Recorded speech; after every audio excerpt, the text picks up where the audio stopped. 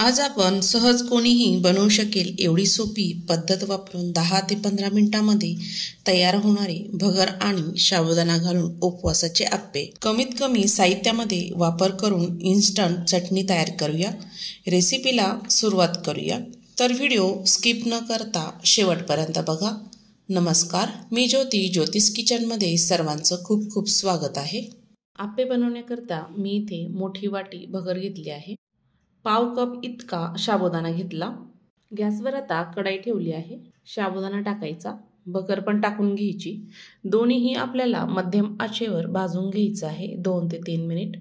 छान फुलायला लागेपर्यंत आपल्याला हे सर्व भाजून घ्यायचं आहे, म्हणजे मिक्सरमध्ये आपण बारीक करतो ना तेव्हा छान बारीक पावडर त्याची तयार होते। 2 ते 3 मिनिटांमध्ये भगर आणि साबुदाणा छान भाजला आहे, थंड झालेला आहे। मी इथे एक मोठं मिक्सरचं भांडं घेतलं, त्यामध्ये साबुदाणा आणि भगर टाकून घेणार आहे।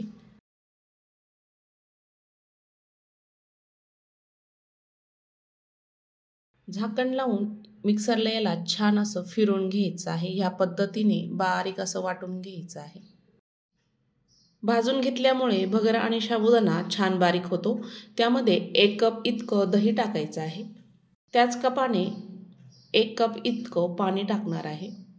झाकण लावायचं आणि मिक्सरला ऑन ऑफ करत छान फिरवून घ्यायचं आहे। ह्या पद्धतीने असं बॅटर आपल्याला तयार करायचं आहे। हे बॅटर एका पातेल्यामध्ये मी ओतून घेत आहे। थोडं अजून घट्ट आहे, त्यामध्ये चवीपुरतं मीठ टाकायचं आहे आणि थोडं पाणी टाकायचं। चमच्याने आपण हे बॅटर छान मिक्स करून घ्यायचं आहे। जास्त पातळही करू नका, मध्यम असं बॅटर आपल्याला तयार करायचं आहे। साबुदाणा आणि भगर भिजायला थोडं पाणी लागतं, त्यामुळे मी इथे थोडं पाणी टाकून घेतलं आणि बॅटर आपल्याला एकसारखं छान असं मिक्स करून घ्यायचं आहे, एकजीव करून घ्यायचं आहे। बॅटर आपलं छान मिक्स झालं आहे। झाकण ठेवायचं, 10 मिनिटं छान भिजू द्यायचं आहे। बॅटर भिजेपर्यंत आपण चटणी तयार करूया। मी इथे अर्धी वाटी भाजलेले शेंगदाणे घेतले आहे। शेंगदाणे मी इथे सालासकटच वापरत आहे। तुम्हाला जर शेंगदाण्याचे साल नको असेल तर काढून घेतले तरीही चालतात। हिरव्या मिरच्या 4 टाकल्या, 2 चमचे सुकं खोबरं टाकलं। सुकं खोबऱ्याच्या ऐवजी तुम्ही ओलं खोबरंही घालू शकता। 1 इंच आलं टाकायचं, चवीपुरतं मीठ टाकायचं आहे, थोडंसं पाणी टाकायचं, झाकण लावायचं आणि मिक्सरला छान अशी चटणी वाटून घ्यायची आहे। ह्या पद्धतीने एका वाटीमध्ये ही चटणी ओतून घेऊया आणि तूप घालून जिऱ्याचा तडका देऊया चटणीला। मिक्स करून घ्यायचं आहे। मस्त अशी आप्यासोबत खाण्यासाठी चटणी तयार झालेली आहे। बॅटर ही आपलं छान भिजलं आहे। त्यामध्ये 2 बारीक चिरलेल्या हिरव्या मिरच्या टाकायच्या, बेकिंग सोडा टाकायचा छोटा अर्धा चमचा आणि बॅटर छान मिक्स करून घ्यायचं आहे, एकजीव करून घ्यायचं आहे। सोडा टाकल्यामुळे आप्पे छान फुलतात आणि मस्त असे कुरकुरीत तयार होतात। बॅटर आपलं छान असं मिक्स झालेलं आहे। गॅसवर मी इथे आप्याचं पात्र ठेवलं, त्यामध्ये तूप किंवा तेल टाकून घ्यायचं। पात्र छान गरम झालेलं आहे, त्यामध्ये थोडं थोडं बॅटर टाकून घ्यायचं। थोडं थोडं टाकायचं, जास्त वरती आलं ना तर त्याचा शेप बिघडतो आणि व्यवस्थित भाजल्या पण जात नाही। सर्व पात्रामध्ये मी इथे बॅटर टाकून घेतलं। झाकण ठेवायचं, 1 मिनिटभर छान वाफ काढून घ्यायची। 1 मिनिटानंतर चेक करूया। गॅस आपल्याला मध्यमच ठेवायचा आहे, कमीच ठेवायचा आहे। कमी गॅसवर हे आप्पे होऊ द्यायचे आहे।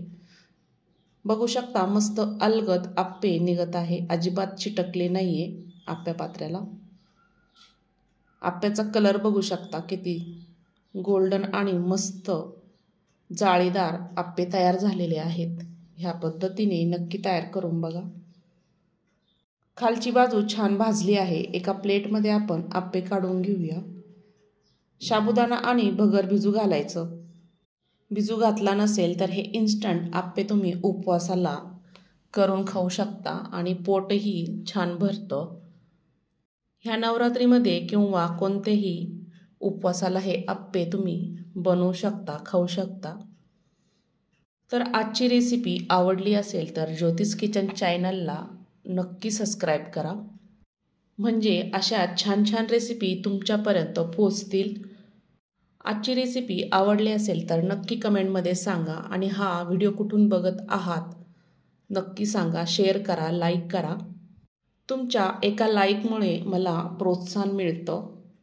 आणि हो, चॅनलवर तुम्हाला अजून काय बघायला आवडेल नक्की कमेंटमध्ये सांगा.